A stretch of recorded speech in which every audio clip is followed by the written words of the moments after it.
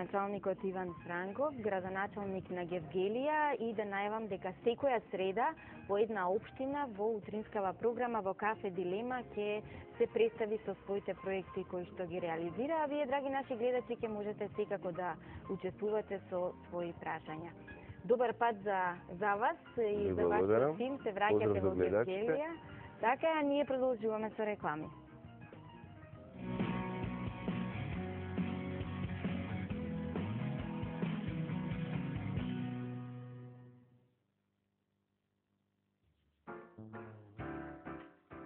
Храната е лек, лекот е храна.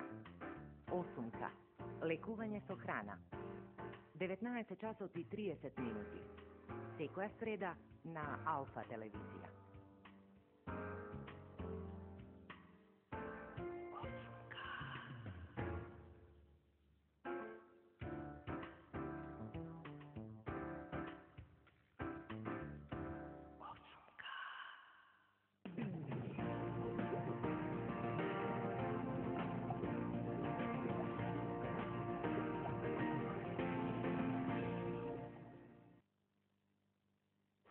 Контимата страна на градот.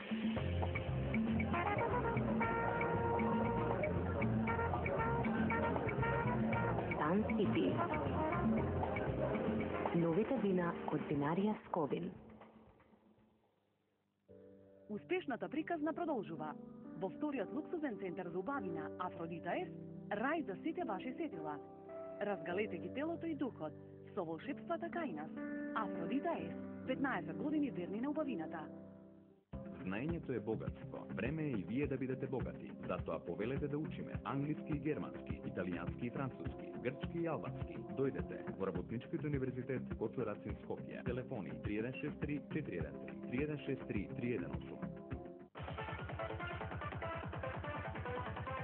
Мајсторот на мелодичниот транс и дефинитивно број 1 миленик на скопската публика повторно во Скопје. Саламаска, 25 септември, Скопски саем.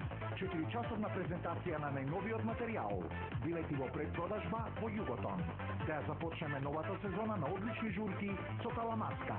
Промовирано од Digital Dance. Доктор Овболи, најновата балетска представа за најмладата публика, за вашето неделно матине. Доктор Овболи, прекрасна приказна, раскажана низ кореографија и режија на прославениот балет мајстор од Русија, Михаил Крапивин. Доктор Овболи, со солистите и ансамблот на македонскиот балет. Недела, 26 септември, почеток 12 часот.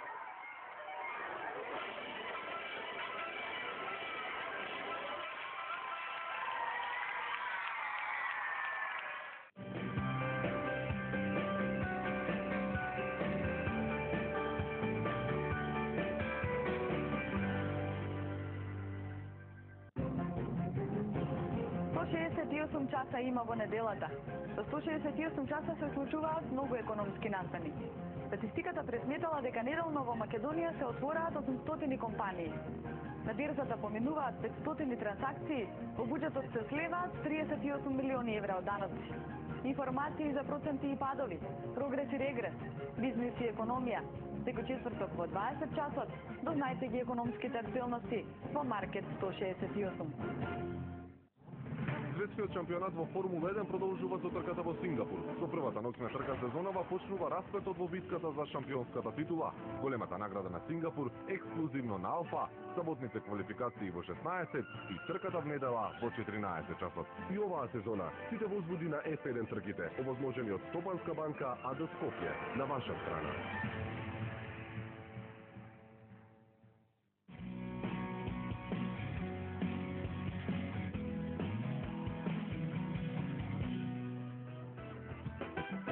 Еве и на крајот од денешното издание на утринската програма, само да потсетам дека денеска е меѓународен ден без автомобили, значи ако имате потреба од превозно средство, користете велосипед, ако го немате, има пунктови во Скопје каде што може да се изнаеми, еден час чини само 10 денари, или пак ако дестинацијата не ви дозволува да возите велосипед за да стигнете на работното место или онаму каде што сте тргнале утрово, користете го јавниот превоз. превоз. Како и да е, оставете ги автомобилите дома. Денеска мораме и ние да се придружиме кон сите оние земји кои што го одбележуваат овој ден. Најмногу нам ни користи, бидејќи ќе се заштитиме од оној воздух кој што е исполнет со чад и со гасови. Денеска барем да си дозволиме да дишеме чист воздух.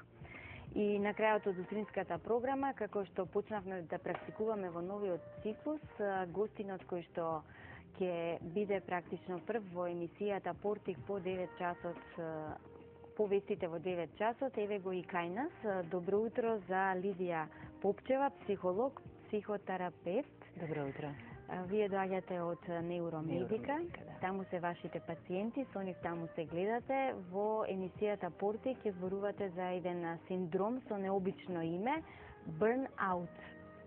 Тоа е странско име, но јас предпочитам наши имиња, па еве ќе ми кажете како најава за разговорот кој што нашите гледачи ќе го проследат во Портик, што практично е тој синдром, без објаснување, значи само да начнеме. Да. Мене ми е драго што предпочитате наш израз на тој синдром и јас тоа го предпочитам. Значи станува збор за исцрпеност, односно хроничен замор или работна исцрпеност. Има ли многу такви луѓе? Премногу има, можам одговорно да кажам, затоа што секојдневно во мојата професија се среќавам со луѓе од различни работни средини кои што се повеќе и повеќе се жалат на исцрпеност од работа.